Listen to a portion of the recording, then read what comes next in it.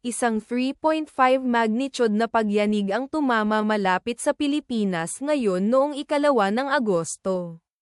2026 sa 14:11 lokal na oras. O noong 2 ng Agosto.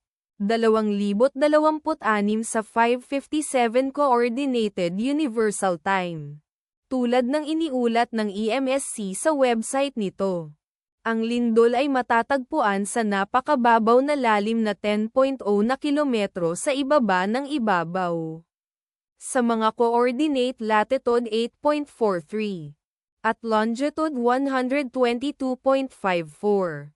Ang eksaktong magnitude, epicenter at lalim ng lindol ay maaaring baguhin sa loob ng susunod na ilang oras o minuto habang sinusuri ng mga seismologist ang data, at pinipino ang kanilang mga kalkulasyon. O habang inilalabas ng ibang mga ahensya ang kanilang ulat.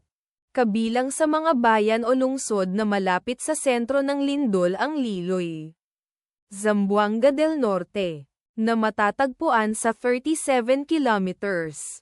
O humigit kumulang 22.9 milya mula sa sentro ng lindol.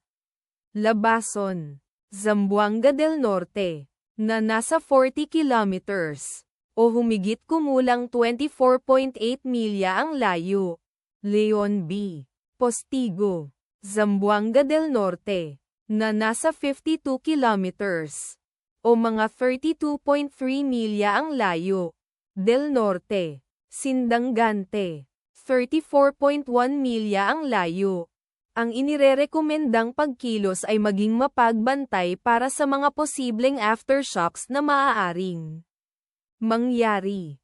Ipagdasal natin na ang lindol na ito ay hindi magkaroon ng malaking epekto sa ating mga kapatid doon.